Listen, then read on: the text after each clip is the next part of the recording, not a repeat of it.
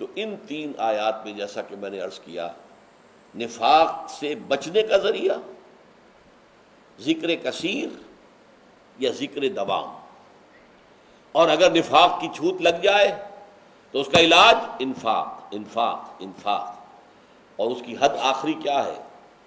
پوچھا گیا یسألونک ماذا ینفقون قل العفو، پوچھتے ہیں کتنا خرچ کریں، کہہ دیجئے جو بھی تمہاری ضرورت سے زائد ہے، ضرورت کی حد تک ریٹین کرنا جائز، اس سے زیادہ ایمان کے منافی ہے۔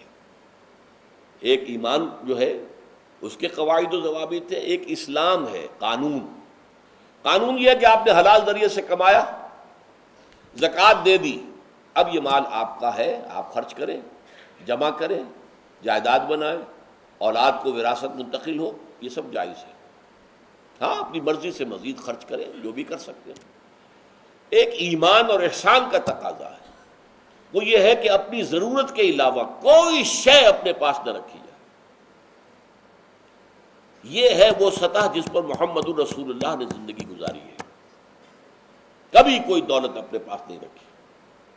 ایک دن فجر کے بعد حضور نماز پڑھتے ہی، سلام پھیرتے ہی فوراً جو ہے صفوں کو پھلانگ کر اپنے حجرے میں گئے۔ حیران ہوئے لوگ، کیا بات ہے، کیا آپ کو حاجت لاحق ہو گئی ہے؟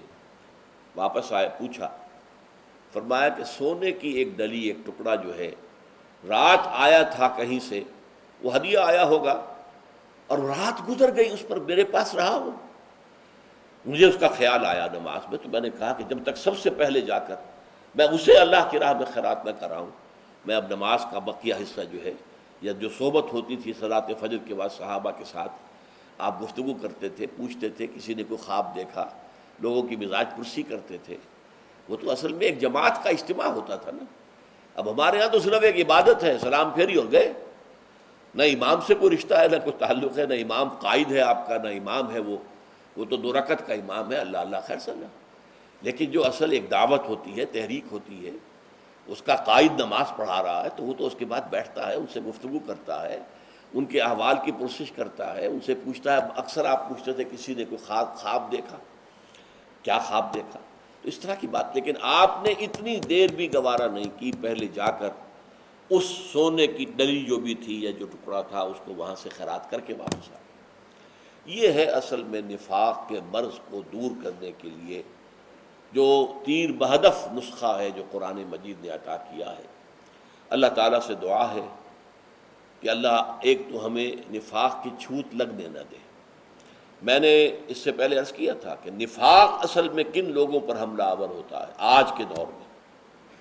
عام لوگوں میں ضعف ایمان ہے، جہالت ہے، نادانی ہے، نفس پرستی ہے، جو چاہے کہہ لیں آپ، لیکن نفاق نہیں ہے۔ نفاق کن پر آئے گا؟ جو اقامت دین کے غلبے کی کسی تحریک میں شامل ہو گئے، انہیں معلوم ہو گیا کہ یہ فرض عین ہے، کرنا ہے، لیکن پھر جب وہاں کچھ سختیاں آئیں، کچھ ڈسپلن کی پابندیاں آئیں، کچھ امیر کے احکام آئے، کچھ انفاق کا مطالبہ ہوا، اور پھر آخری سٹیج پر بھی اگر وہ تحریک پہنچ جائے اور جنگ کا اور جان دینے کا مرحلہ آ جائے، تو اس وقت جو ہے وہ انسان مذبذب ہو کر وہ پیچھے ہٹنا شروع کرے، پس پائی۔ اس کو قرآن مجید میں سورہ مائدہ میں ارتداد بھی کہا گیا ہے، من یرتد منکم عن دینہ۔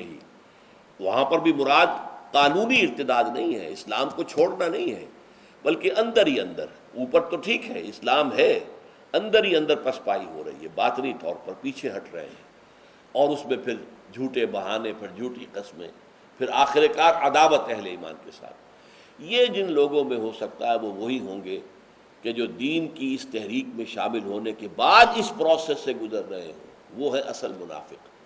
البتہ یہ بات نوٹ کر لیجئے کہ نفاق کا معاملہ شخصاً کسی کے بارے میں ہم الزام نہیں لگا سکتے، ہمیں اختیار نہیں ہے۔ حضور کر سکتے تھے، حضور نے کیا ہے، غزوہ تبوک کے بعد کیا، لیکن کیا ہے۔ حضور کو وحی کے ذریعے سے بھی معلوم ہوتا تھا، اور اللہ تعالیٰ نے جو بصیرت باطنی آپ کو عطا فرمائی تھی اس سے بھی معلوم ہوتا تھا۔ لیکن حضور کے بعد یہ ایک صحابی کا قول بھی ہے کہ نفاق عہد رسالت میں تھا، اس کے بعد اب یا کفر ہے یا اسلام ہے، تھرڈ کیٹیگری کوئی نہیں ہے جس کو ہم بیان کر سکیں۔ یہ تھرڈ کیٹیگری جو ہے وہ دور، جبکہ وہ ایک تحریکی دور تھا، ایک انقلابی جد و جہد جاری تھی، جان اور مال کے ایثار اور قربانی کا تقاضا آ رہا تھا پہم، وہ وقت تھا جب کہ در حقیقت نفاق کا مرض پروان چڑھا ہے۔ بارک اللہ لی ولکم فی القرآن العظیم ونفعنی وإیاکم بالآیات والذکر الحکیم۔